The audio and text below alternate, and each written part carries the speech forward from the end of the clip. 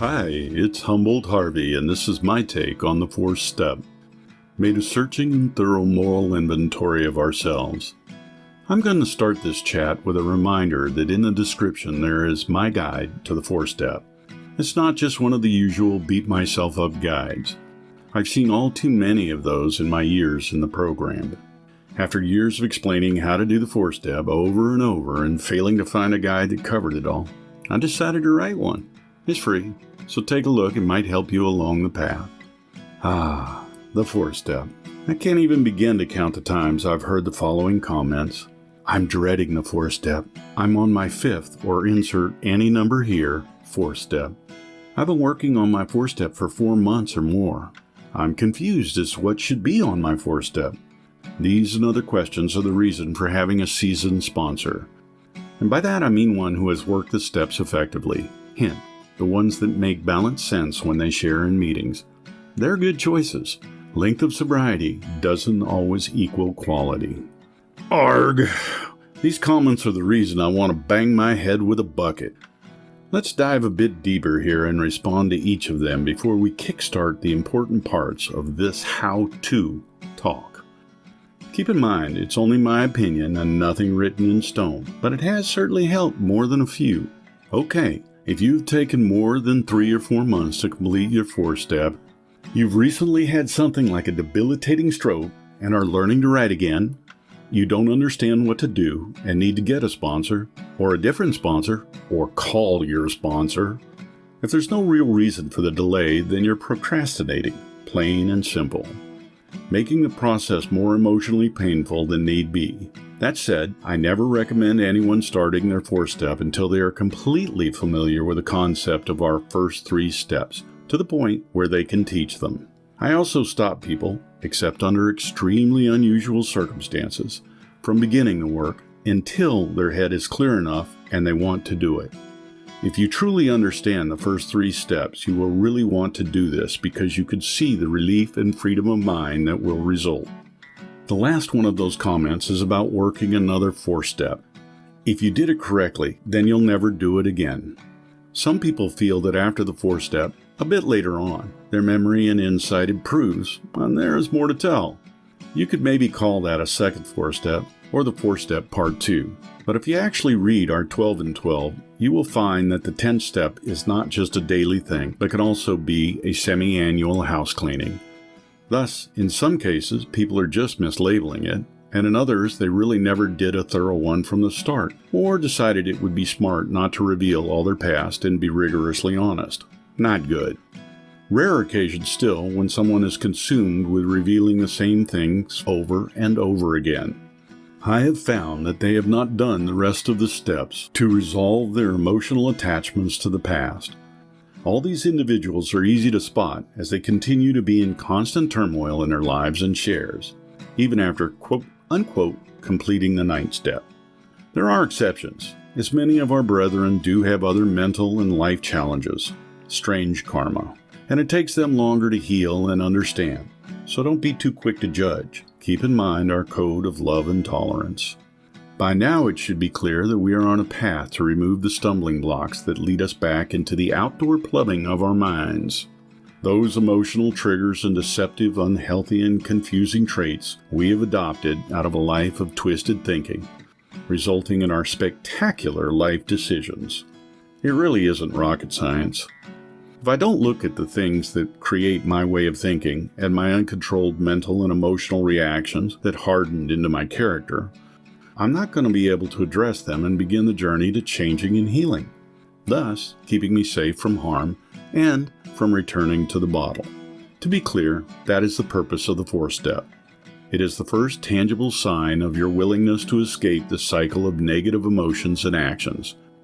That's why we cover them so extensively in our books. I'm not going to explain how to completely do the fourth step in this talk. That's the point of the guides and books. Rehashing it here will not substantially improve your understanding of it. My purpose here is to point out some aspects that are overlooked and should be included and are vital to really keeping us sober. I've covered the excuses, and the most important thing is that you should be fully willing and want to undertake the task. If you're not, you need to review the first 3 steps until you have a real grasp on them. The next thing I would like to address is overdoing it. For me, it was writing the name of every woman with whom I had ever had sex. My sponsor, notice I had one, asked me an uncomfortable question. He said, "Why did you write them all down? Did you hurt them all? Or steal from them?" I said, "No, of course not." He then asked, "Were you so bad in bed that you need to apologize to them all?" Man, was I embarrassed, but I got the point. Not everything or everyone you have ever connected with or talked to was harmed. No one is that evil, and if they were, they certainly haven't drifted up on the shores of AA as far as I know. I'm sure I would have seen the horns and hoofs and tail by now. Then there are those too who cannot remember all the times they have harmed others. The idea is to recount the ones that stand out and the patterns that drove the behavior. It's this insight that can begin to free your mind from character defects, preventing you from climbing on the inescapable flaming hamster wheel of doom where you delightfully torment yourself with negative emotions, thoughts, and behaviors. And we all know how lovely that turns out. Now that we have covered the point to it all, the first thing on my inventory guide that I ask my sponsees to do is the most important part of the inventory and usually misunderstood by many an AA traveler. We go back through our lives, says the book. Since many of us have suffered trauma and are victims of many incidents of trauma, we need to look at that in our inventories. To me, it is vital to do this. I believe and have believed since 1985 that alcoholism is a form of post-traumatic stress disorder, PTSD. I think we have become oversensitized to reality and can't appropriately judge or respond emotionally and mentally to our experiences in life. This being the root cause, for most of us, of our affliction. We are permanently damaged at the core of our primitive brains and overreact to stimuli. From there it is fight, flight, manipulate, cower, or drink. The volume on our radar dials is turned up way too high, and eventually every speck of dust seems to be a threat. We then strike out to try and control our world, and when we can't, we only find relief from those raging, fear-fueled emotions in the haze of alcoholic stupor. This is why I have all my sponsees go back through their lives and write down everything that affected them negatively. Not just their negative action, but who did this to you, your part, and how you were affected by them. In many instances, we were defenseless children or innocent of blame, but your part may have been the understandable and natural change in character and self-recrimination that followed from trauma. The roots of trauma must be revealed for us to get a good look at the causes of our oversensitivity and resulting negative behavioral traits. The Big Book says to do this in the resentment part of the inventory, but is mostly overlooked or way underemphasized. That's why the first section of my guide says to do exactly this. Many of you were grievously hurt by others when you were children, as was I. The mental illness of others affected us greatly as it is infectious. Once wounded, we lashed out defensively, if only at ourselves, without knowing the tools to heal or whether safety even existed. After this first list of the negative experiences in your life, the rest of the inventory is easy to do. And now makes sense. In other words, you're tracking the hurts that gave you the mental scars that propelled you into seeing life through a negative and fearful lens, resulting in all those uncontrolled emotions and inappropriate behaviors. Once through the negative list, we must remember that there is a positive list of inventory, as you will see in my guide.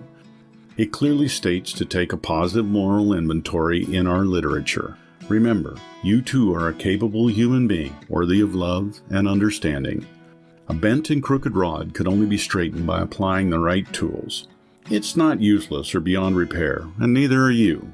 You just need to apply the right set of tools. The fourth step is the real beginning of mental freedom to the clear, straight road of happy destiny.